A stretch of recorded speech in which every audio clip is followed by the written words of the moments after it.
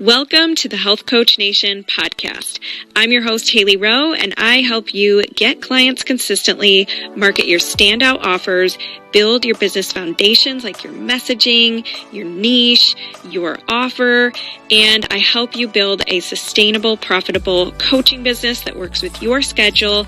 And I'm so excited to dive into the show. Here we go. Guess what? I'm so excited to announce that my free private training sharing how to book paying clients consistently without posting more or needing a big audience is now live for an encore. You can check it out at haileyrowe.com/training. You get to learn more about the inner circle. You get to learn the behind the scenes of what I share with my clients and learn how you can get your next clients without needing to obsess with stressful launches, annoying tech, all that kind of stuff. So check it out and can't wait to hear how it goes for you. Today I am here with Lori Nordstrom, and I'm so excited to talk with her about how to start planning your business plan for the new year. We're at that stage right now where you're probably thinking about, what do I want to accomplish and what did I do this year, and reflecting. And so I thought it'd be perfect to talk with her today about how do we plan a business plan and how do we make sure we actually implement it and all that good stuff. So Lori, I'll let you introduce yourself first and then we'll dig in. Yeah, and all the good things, right? I think usually people get like really weirded out about business planning. So I'm excited to dive in today. So thanks for having me. I'm Lori Nordstrom, and I'm part of Team Gold Digger, the Gold Digger Girl. .com. I work with Kimberly Olson, who has built a $7 million business in 5 years, all on social media. So that's impressive to me. I'm not a social media queen. So I love that. I love learning from her and all things Gold Digger. So yeah, thank you for having me. Awesome. Yeah. And Kimberly was on the podcast, the Health Coach Nation podcast, a while back about TikTok, because she is the TikTok queen. And that's something that I learned a lot from her about that. So let's talk about business planning. When it comes to business plan, like, what is that? Can you kind of just first talk about what should you even be thinking about for a business plan? Yeah. And there are actually 10 steps that go into a business plan, and we can walk through those. But the business plan is really the foundation of any business. And I work with a lot of people who have taken the thing that they love, whether it's health coaching, it's a product that they create, it's just something that they love and they're into, and they start doing it because they love it. People tell them they're good at it, and then they get to a point, and sometimes it's a year in, sometimes it's 3 years in, but there gets to be this point where business owners stop and say, wait a second, I have to make this work, and I have to make money at this, and I have to do this right, or I have to go back to loving it because I'm not loving it anymore. And really setting a plan in place, putting a plan in place is something that allows us to really build on that foundation of a solid plan. And the very first time that I ever wrote a business plan was in 1999. It's been a bajillion years ago, but I was buying my first retail location, my first brick and mortar. And I got a loan through the SBA, Small Business Association. And part of that loan process was to write a business plan. And I had already been in business for over 10 years at that point, but I had never written a business plan. And it was one of the best things at the time. It was like, how do I do this? And there was no internet searching. There was no Google at the time. And so, it was a very scary thing at the time, but it was one of the best things that I could have ever done for my business. And now I'm such a huge believer in getting that business plan written so that we have something, that foundation that we can go back to when we're doing our reviews, weekly, monthly, quarterly, definitely yearly. And, checking off, I like to ask 2 questions at every set point. And those questions are, what went well and what could go better? And we're constantly revising. So it doesn't have to be a scary process. It is in the beginning because we see words like, executive summary and competitive analysis. And those things can seem scary when we don't really know what that means or what I should be writing down. Yeah. And I think a business plan is kind of scary to people because they're worried that they're not going to follow through on it. And so they're like, and then they're going to beat themselves up for not following through on it. And so I think the key here is to take your business seriously and like I have a planning process. I wouldn't call it quote unquote a business plan because I don't have each section of like if I were to look up a resume or a business plan like on the internet, the sections they would have would probably be a little different than mine. But it's setting a I think the whole point here is setting a goal, breaking it down, putting it into your calendar, reviewing it and refining it as you go and being able to ask yourself those really really critical questions like what went well, what can I improve, but at least you now know what your targets are or what you're tracking for. And sometimes just having that idea of what am I even trying to accomplish here or what's like the key. So rather than just saying, I want to get clients, what's the pre-step to getting clients? I want to get discovery calls. Okay, well then I want to get email subscribers because they go through my funnel. Like so, you got to work backwards, right? And when you start to track those things, it's amazing what can happen because what gets tracked gets improved, as they say. So take us through the steps, if you will, if you're cool with going through. I know there's a lot Yeah. of so if Yes. you're good with that. Well, and 10 steps, and I do call them a little bit different than you would see on a traditional business plan as well, because I want to make it a little bit more fun and easy. And I love that you said that, we're scared to write it down because what if I change my mind? And I don't know if you guys ever talk about the Enneagram, but I'm an Enneagram 7. I don't like to have a plan. I want to be spontaneous. I don't want to know what I'm doing next week, let alone next year, or the first time I'm thinking about getting serious about writing goals. And it's like, think about where you want to be in 3 years, 5 years, 10 years. And I'm like, no, I don't want to know what I'm doing tomorrow. But what I've learned is that our business plan really is, I call it a living, breathing document. This is something that it's going to change, it's going to grow, and it's going to expand.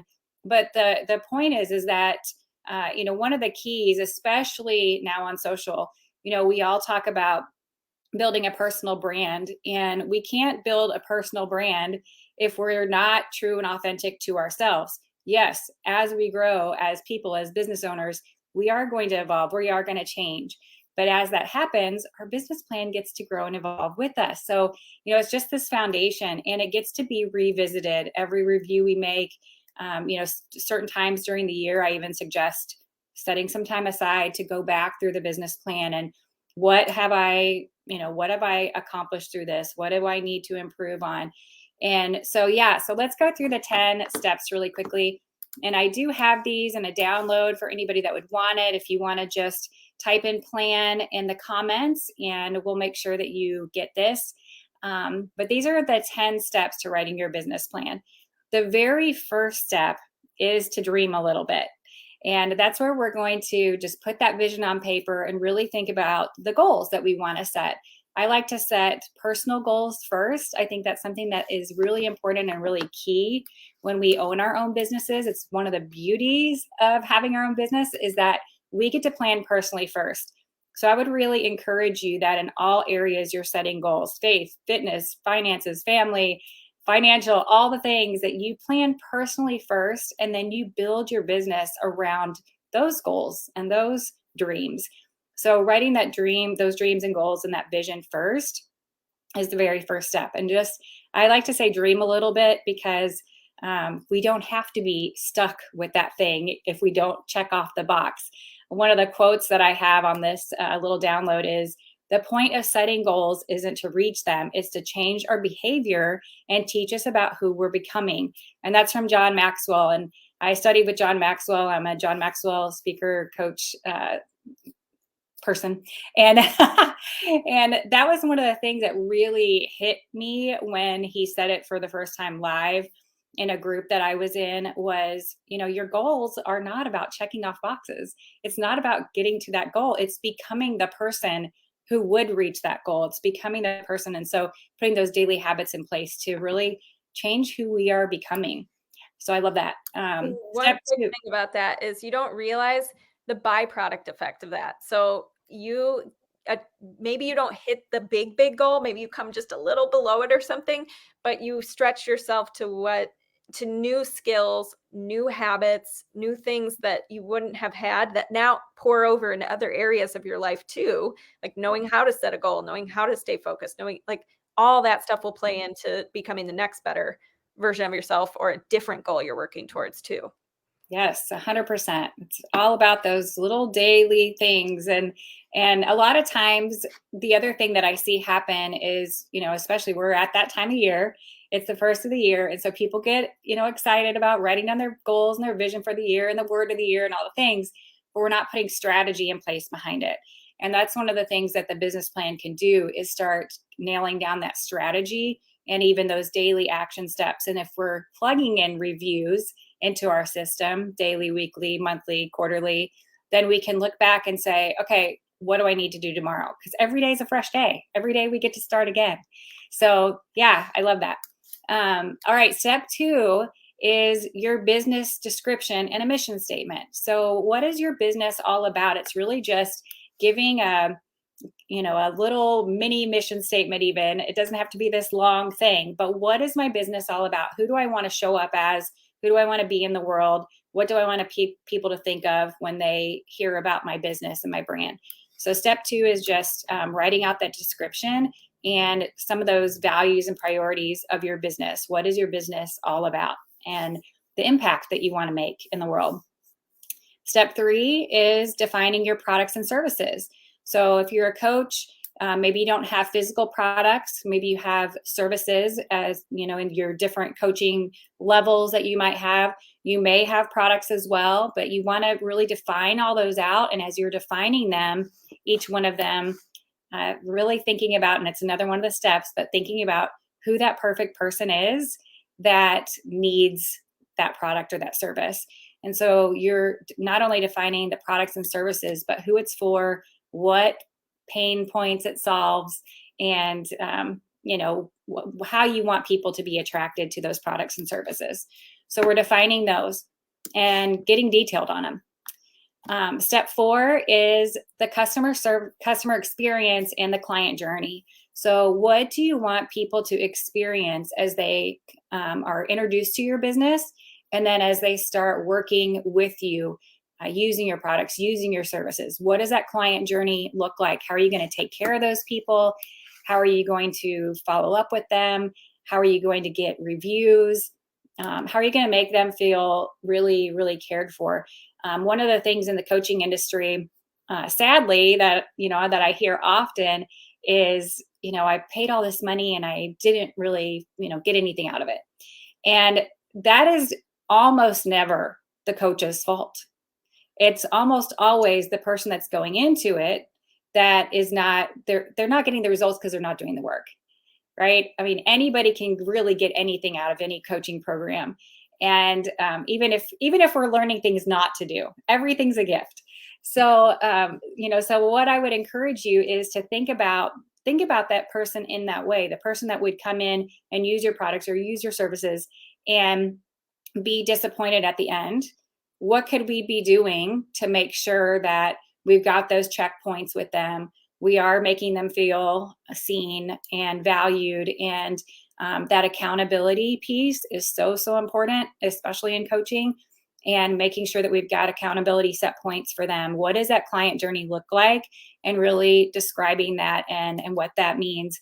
And sometimes even describing some of this out is one of the key indicators that we need to be bringing on some help, and which is also another one of the steps. But and that's a hard thing for somebody who's in business, and maybe you're in business for the first time for yourself, to be thinking about what the business looks like as it grows and expands. But it's it's time to start thinking about that now, what it could look like. Doesn't mean that it has to happen tomorrow, but what should that client journey look like, especially as we start raising prices and adding more value to our programs and our products and our services, and what kind of team is going to take to be able to pull that off and really take care of people in a great way. So that's number 4. Number 5 is defining your niche and your brand. And we talked a little bit about personal brand and what that looks like, but really who your niche is. That's that part of that is stepping into that personal, into defining the perfect client again. And that's step 7. So we've got one in between there. But really thinking about who you want to serve and how you can show up as that person that does have that solution. Maybe you've walked through the thing and now you're on the other side of it. One quote that I heard at one time was don't share from your wounds, share from your scars. I think it might have even been Brene Brown or, somebody awesome like that. But that really impacted me that, a lot of times we show up, oh, I'm the messy mom, or I'm the, hot mess express or whatever. And that's great. It makes us feel like we're relatable to people. But really what people want to see is somebody who was that. And now they have created solutions to step out of that. And yes, we want to be able to share and be open about what that mess looked like in our life, whatever that was for you, whether it was finances, health, weight, it could be any number of things. They want to see that journey, but we need to be speaking from those scars and not those wounds. So really thinking about what that is for you, and your niche and your brand and how you want to show up. Number 6 is identifying the competition. And that is the one thing that does get, I like to kind of put a little buffer there, because we never want to look at our competition and say, oh, the market's saturated, or, oh, how could I ever measure up to X, Y, or Z? What we want to do is we want to look at the competition that's around us and say, how can I be different? And a quote that I have here on the PDF is, when everyone else zigs, zag. And that's from the book Zag from Marty Neumeier. I've got it on here. I think that's his name. Yeah, Marty Neumeier from Zag. And, I love that. And even I was in the industry for a very long time and out speaking and teaching and doing workshops. And I was copied a lot. But the very first time that it happened, I was on a stage and I was speaking. And a couple of weeks later, somebody was sending me pictures from someone who had completely ripped off a bunch of my stuff. And I called another speaker that I was a mentor of mine. And I called and I said, told him what had happened and said, what do I do? I feel like I, never want to be out there speaking again. I never want to be teaching again like this. I just got ripped off.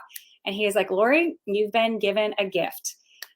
When that happens, it's your opportunity to say, what's next? What's next for me? I get to do the next thing and hope that somebody wants to copy it. Right. So, it's a different way of looking at quote unquote competition, in that we always want to be, okay, what's next for me? If everybody else is doing this, what could I do differently? And that's something that's really important in each of these steps, is looking at how you're going to stand out in the marketplace. What's your little twist, or even a little different piece of your story that is really going to impact and affect the people that are following you and working with you. Can I add some real quick to that? So I've only seen somebody who cropped my name out of something and copied it. And I was like, oh, okay, well, that was creative. I just cropped it. There you go. But I gotta say, if they're copying you, that means you are steps ahead.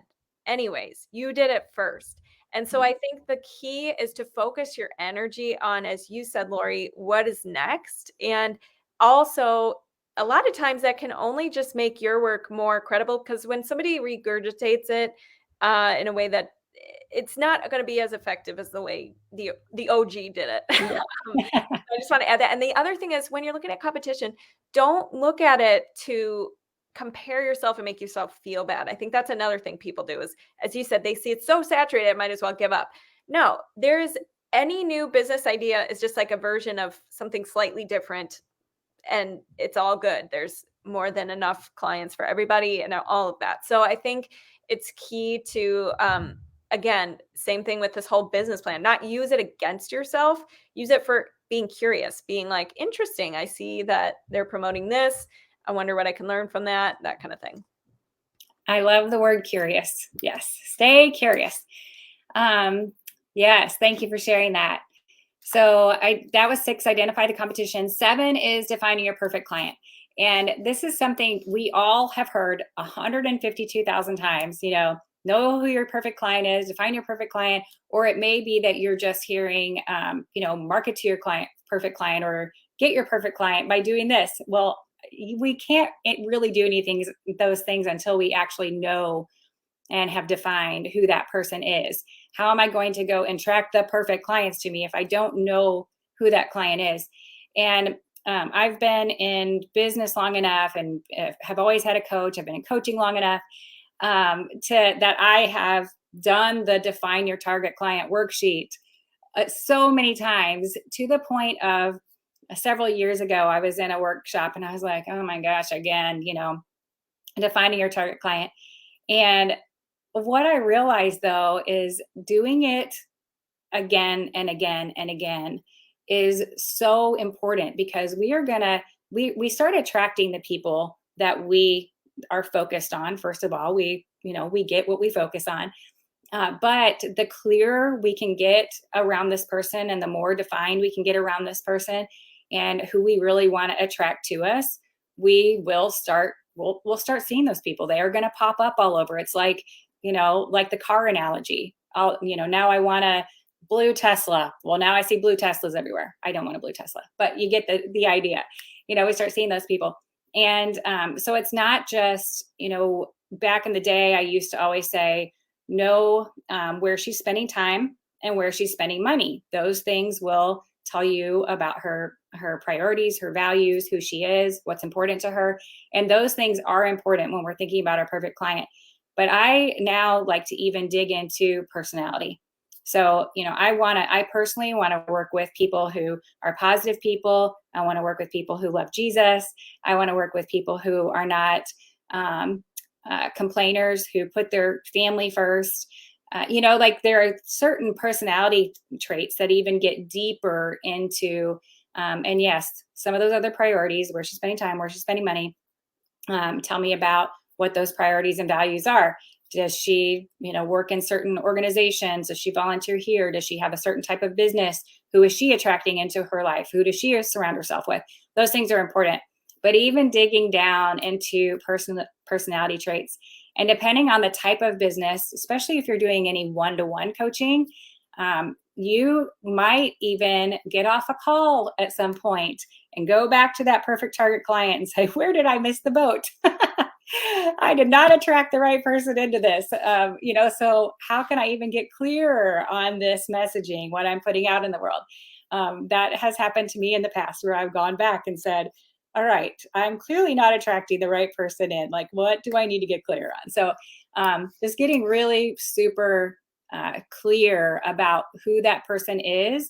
And the clearer we get on that, the clearer we are on how we can represent ourselves and our business to attract that person to us.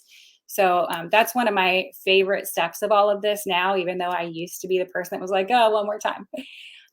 So that's 7. Number 8 is your marketing strategy. We all know that that's important, so I won't spend a lot of time there, but actually making a plan around your marketing is something that's really, really important. Hailey mentioned earlier, we want more clients. That's the goal, but then breaking it down, how am I going to get those clients? What are those daily methods of operation?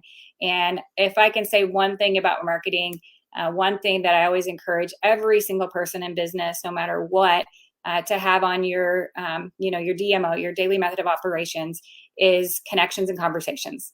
Every single day, connections and conversations need to be part of your plan. But of course, marketing, we could spend all day there, Hailey, but I will move on. Number 9 is building your team.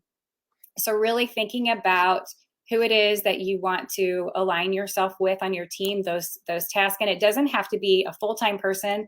It can be outsourced. It can be a VA. It could be somebody that comes and cleans your house. That is something that years ago, another thing that I learned right away, to prioritize my daily, my hourly value when I'm working. And then any task that I could outsource for less than that amount, I was going to outsource. And so even creating one of the exercises that I like to do is have you write out an agenda of every single task that you do in your business from 9 to 5, whatever your hours are, Monday through Friday, every single thing that you do in your business, from cleaning, the task, to bookkeeping, to, marketing, all the things that you have to do, not just the thing you do. Because sometimes we're so, focused on just that thing we do. It's like, no, there are so many other pieces that it takes to actually run this business. and be able to do this and scale the business, especially. So writing all of those tasks out and then going back through with a system, I like to go through and just put an A next to anything that it doesn't actually take me to do, and a B next to those things that someone else could do. And you'll be pretty shocked at the things that are left with an A. And then next we want to go through and put a 1 next to anything I enjoy doing, and a 2 next to things that I don't enjoy doing. I don't enjoy bookkeeping. I don't enjoy, a lot of the admin tasks. And so I'm going to put a 2 next to those things. And if it's something that's an A2 or a B2, something that does not take me to do it, and I don't enjoy, those are going to be the first things that I outsource. And it literally can be making sure that you have not only that cleaning person that comes, for example. I had somebody for many years who came and did all my meal prep for me, just because it was, it was not worth my time to do that for my family. And so I had somebody else do that. So, any task that you can do like that you're going to outsource, but also make a plan for what you're going to be doing during that time. So it's not just a luxury. Somebody's going to come clean. Somebody's going to come do the laundry. Somebody's going to do the meal prep. But what am I going to be doing to build business during that time? Those activities that are income producing. So that is number 9. And then lastly is number 10, another one of my favorites. And this is pricing, sales, and projections. And projections are huge for your business. That's going to be really looking out over the next quarter, 6 months, year, and what is business going to look like. And a quote I have here is, "It's not magic, it's math." And that's from Kim Walsh-Phillips, another coach that I've worked with. And, Kim always says, it's just numbers on paper. Get the numbers on paper. And going even back to that competition thing, Hailey, it's interesting as we're building out our programs or planning our products, even it's, how many people does it take when I'm putting projections out? It's looking at a month and saying, how many of X do I want to sell? How many of Y and how many of Z do I want to sell? And, and the numbers that it would look like if those were sold. And when we really start breaking it down and what that looks like, if we know our number, if I need to serve 100 clients, if I need to serve 1,000 clients, whatever that looks like, if I know my number, the competition doesn't really matter as much, because I know I only have to find 100 of those perfect people, or 1,000 of those, whatever your number is, it doesn't matter. It could be way more than that. When we're looking at the health industry, we know that the health industry, billions of dollars are spent in the health industry every year. Do you think you could find 1,000 people out of that industry, right? So we don't have to get so worked up about the competition. We just have to worry about attracting the right people to us, those right, perfect 1,000, 100, whatever your number is. So projections are really, really important. And then a little bonus that I have down here is future planning and growth. And that is an important part of a business plan, is thinking out those 3 years, 5 years down the road. I was just working with someone the other day who she's got a really good 5-year plan. And I was congratulating her because, most people can't really see that far ahead to say, okay, in 5 years, here's what I want my business to look like. But it's really important because, like Hailey was saying about working backwards, when we know what the end goal is, whether it's the end of the year or 5 years, whatever we're looking at, when we know what that end goal is, we can start breaking things down and working backwards to put those plans in place and that strategy in place. So like we said in the beginning, the business plan is really just that foundation. It is going to change. It's going to evolve. It's going to grow as your knowledge and ideas and experience in the marketplace grow and change and evolve. So you don't have to write and feel like you're stuck with it. It is something that you want to revisit often and plan those reviews. I encourage everyone that at the end of every workday, you plan at least 15 minutes to just go back and evaluate your day and really think about what went well, what could go better. Anytime you're starting something new, if you're new to selling, if you're new to reaching out to people, whatever that looks like, think about that at the end of every transaction. Like, how could have I done that better? What went really well about that? We want to congratulate ourselves about the good things too. But to keep working on that plan. But the point of all of this is to start. Start with a plan, set aside some time yourself. I actually schedule off time on my calendar every year to rewrite my business plan. And I've been in business for 30 some years. And every single year I am rewriting my business plan. So obviously I think it's really important. I love that. Yes. Totally. And I think the other thing too, when you make a business plan, is you see what's not on it. And you're like, oh, I don't have to go learn Pinterest ads right now. Right. Amazing. And you're not like as all over the place as some of us get when their shiny object syndrome kicks in. So a couple things there. I just want to say, first of all, thank you for giving us this full plan. I love it. Everybody here can comment plan below if you want the summary. If you're really stuck on step number 8, marketing strategy, I highly recommend my free training, how to get clients without posting more or needing a big audience at haileyrowe.com/training. And get Lori, like I want to share, how can they get in touch with you? How can they see you online? All that good stuff. Yeah. Well, I'm Lori Nordstrom everywhere. Or Lori Team Goal Digger. I have that Facebook account as well. But you can find me in the Goal Digger Girl group. We have a Goal Digger Girls or Goal Digging Boss Babes group, as well as Goal Digger Creatives. That's for coaches and all about social selling.